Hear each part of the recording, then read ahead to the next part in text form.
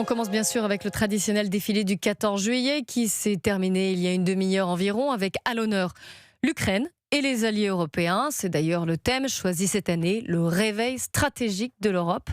Un défilé massif, jamais autant de militaires n'auront paradé entre l'Arc de Triomphe et la place de la Concorde. Près de 6700 soldats à pied, 98 avions, 31 hélicoptères et 315 véhicules. Laura Legault, bonjour. Bonjour Clélie, bonjour à tous. Vous avez participé à ce défilé à bord d'un Griffon de la première division de l'armée de terre. Alors comment s'est déroulé le défilé ? Eh bien, après plusieurs heures d'attente, le Griffon a finalement pu démarrer et descendre l'avenue des Champs-Élysées à 15 km/h. À son bord, le pilote était très concentré. Il faut dire que le défilé est millimétré. Les trois colonels étaient debout, visibles par les hublots du blindé. Face à la tribune présidentielle, ils ont tous salué ensemble. Un moment inoubliable pour le colonel Alexandre.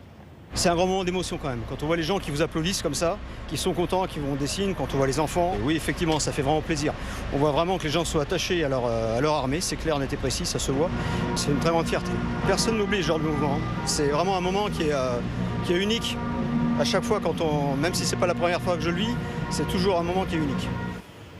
Tout le long de l'avenue des Champs-Élysées, une foule compacte des spectateurs venus en nombre agitant des drapeaux et saluant les militaires. Deux spectatrices me disaient à l'instant qu'il s'agit peut-être du plus beau défilé du 14 juillet qu'elle n'ait jamais vu. Le défilé est désormais terminé, la foule se disperse. Le Griffon, lui, retourne à Briançon où la première division de l'armée de terre est basée. Laura Legault en direct sur les Champs-Élysées pour Europe 1.